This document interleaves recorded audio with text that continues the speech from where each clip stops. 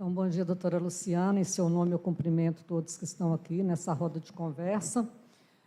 Cumprimento em nome da Marina, novamente. A Marina é minha ex-aluna, né, lá na Escola Flora Calheiros. Ela começou lá fazendo educação de jovens e adultos. Hoje ela é uma conselheira tutelar, já reeleita aí, né, uma defensora de direitos e garantias de crianças e adolescentes. Cumprimento também aos nossos diretores que estão aqui nesta manhã, vice-diretores, orientadores educacionais, supervisores da rede estadual, nossa coordenadora regional também, Ana Cristina, e a todos que estão aqui nesta manhã para ouvir e discutir sobre um tema que nos entristece tanto, que nos constrange enquanto gestores, porque é uma situação muito presente nas nossas escolas, nas nossas instituições, tanto que o artigo 205 do ECA, ele recomenda, ou ele determina que os dirigentes escolares, médicos, né, professores, ao perceberem situações de violência contra a criança, de constrangimento, de maus tratos, devem comunicar às autoridades competentes, né? E eu sempre disse isso no meu contato muito próximo com os diretores de escola, mais aqui em Porto Velho, sempre disse a eles, estejam atentos, porque os sinais aparecem.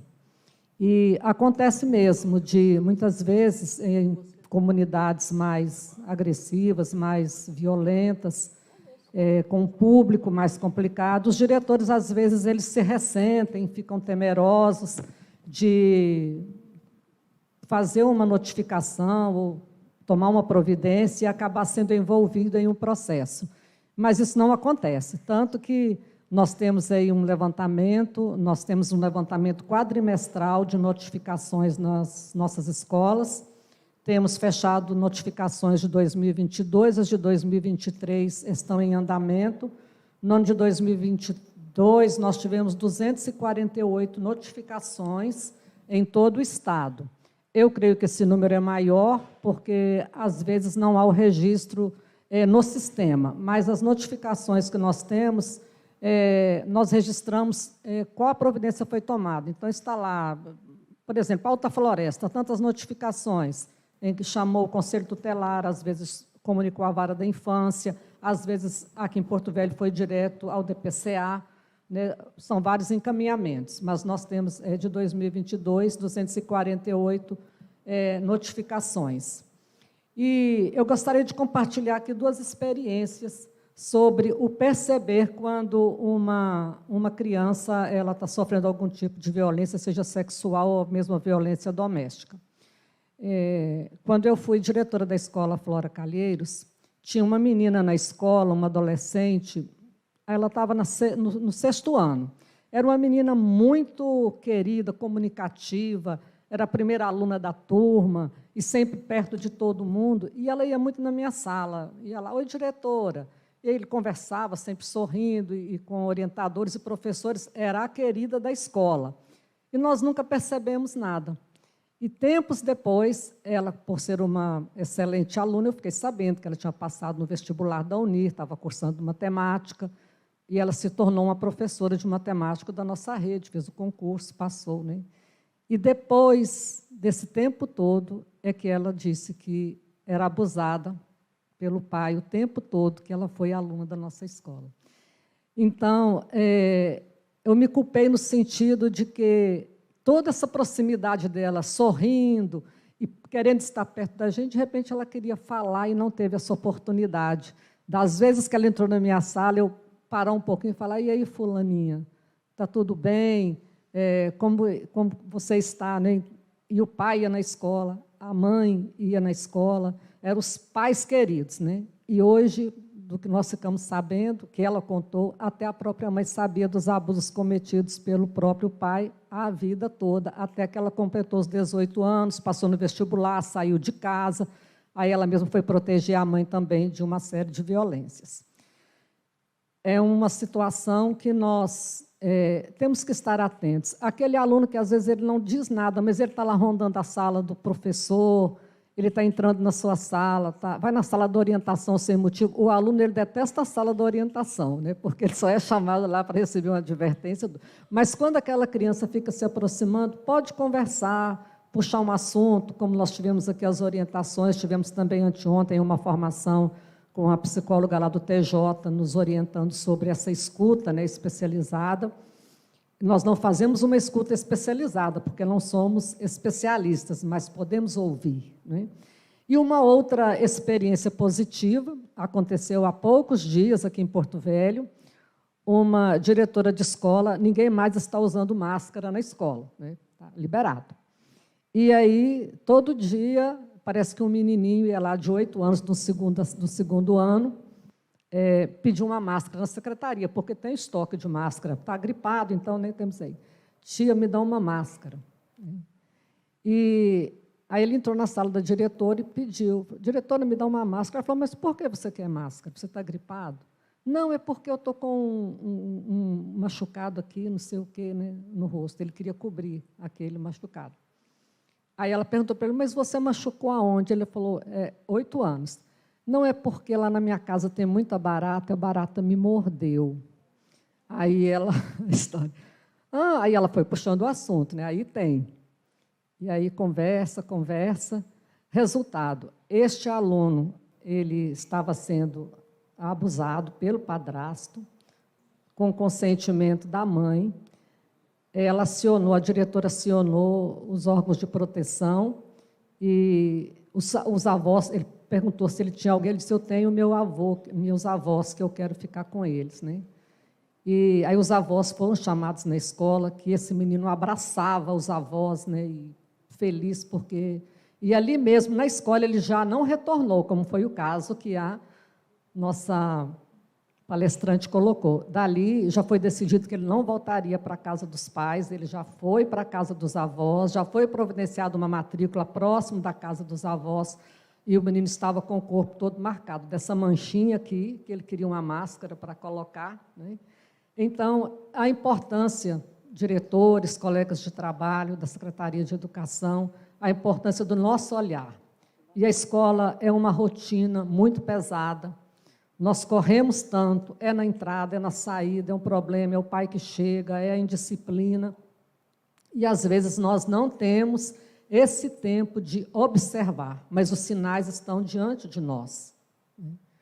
É o aluno retraído, ou é o aluno agressivo, é o aluno super indisciplinado, de alguma forma ele quer chamar a atenção, ou é o aluno entristecido, é o menino que está sempre de manga comprida, nesse calor de Porto Velho, né?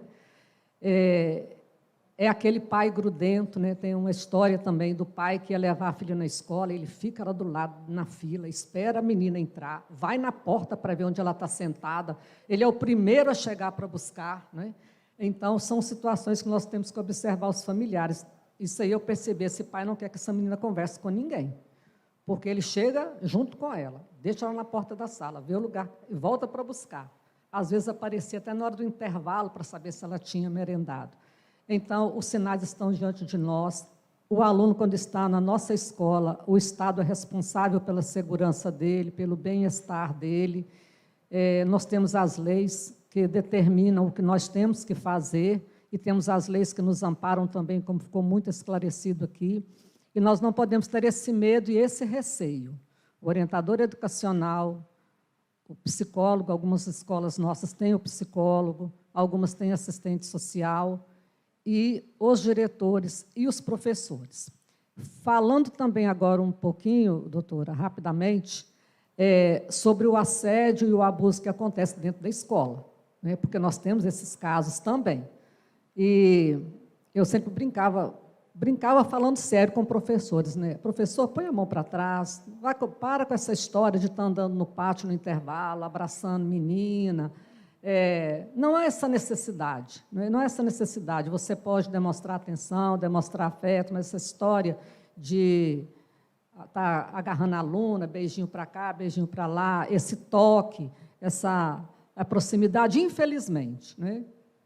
Professor em grupo de WhatsApp de aluno, resolva as questões que tem que resolver. Hoje, depois da pandemia ou durante a pandemia, né, esse contato passou a existir com mais frequência por conta das aulas remotas, mas se limite a isso, né? Professor em rede social, quantas denúncias nós recebemos do professor assediando alunas, e professoras assediando alunos menores também, pela rede social, pelo WhatsApp, e, nesse sentido, o diretor, nós temos um protocolo a ser seguido, nós temos os protocolos a ser seguido, tanto quando com a família, né, quando a violência vem da família, que é chamar os órgãos de proteção, a partir do Conselho Tutelar, e como foi colocado agora também da saúde, e do professor, quando acontece o professor, professora, o diretor sabe que ele deverá ouvir imediatamente, ouviu o aluno, a reclamação, registrou, a conversa encerrou ali, chama os pais, comunica aos pais o que aconteceu,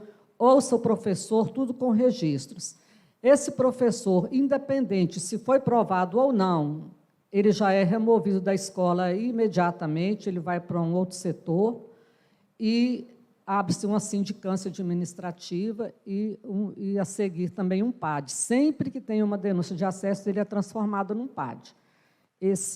No início desse ano, nós demitimos um professor, né, já tinha 3 anos que o processo estava tramitando por questão de assédio. Outro professor da nossa rede também foi uma situação mais leve, que não configurou um assédio mais grave, né, porque tudo se torna um assédio, mas ele teve uma suspensão também de 15 dias, né, perdeu metade do seu salário. Então, são ações que vão minimizando essa situação e a pessoa pensa 2 vezes ou mais vezes, né, antes de cometer esse tipo de crime contra as crianças e os adolescentes e até contra adultos também, porque o caso do assédio também acontece nas escolas, né, com adulto. Nós temos uma formação continuada em serviço sobre assédio no serviço público. Nós temos uma cartilha também, um manual de convivência, que é utilizado nas escolas, para que os professores e diretores e alunos também sigam aquele manual. E palestras acontecem sempre, e as palestras são muito importantes sobre o abuso, a palestra para os alunos, porque a partir de palestras também, ao final de palestras, alunas se encorajaram para contar para nós, ou para se dirigir ao diretor, ou até a palestrante, e comunicar, né, que sofria algum tipo de assédio. De formas que a Secretaria de Educação se coloca sempre aqui à disposição para trabalharmos nessa parceria de notificação, de verificação e de proteção às nossas crianças e aos nossos adolescentes lá na ponta. E é com muita tristeza que nós fazemos esses registros, porque quando você olha no universo de escola, às vezes eu estou na escola e você olha assim, 1.600 alunos numa escola. João Bento da Costa, 4.000 alunos. Flora Calheiros, 4.500 alunos. Quantas crianças aqui? Quantos adolescentes que estão aqui dentro sofrem algum tipo de abuso? Né? Então, realmente, a escola, na sua função social, ela tem essa obrigação de ter esse olhar, né? Esse olhar sensível a comportamentos, a manifestações, porque o nosso corpo fala. Né? Então, que estejamos atentos, que conversem com os professores sempre, que observem na sala de aula comportamentos, alunos introspectivos, agressivos, aquele aluno que muda o comportamento, que foge do normal, e até o que não foge do normal, como foi o caso dessa aluna, que era tão, né, a linda da escola, a melhor aluna, e sofreu o tipo de abuso e não teve coragem de falar, ou nós não tivemos esse olhar de conversar com ela, né, porque é tão próxima de nós. Então, que Deus nos ajude nessa batalha, a vencer, né, essas dificuldades que envolvem a questão do abuso na escola, que acontece mesmo, e nos colocamos aqui à disposição de todo o sistema judiciário aqui representado, o sistema policial também, que tem sido aí muito presente nas nossas escolas, conselhos tutelares, para que juntos possamos trabalhar e proteger as nossas crianças e adolescentes. Obrigada.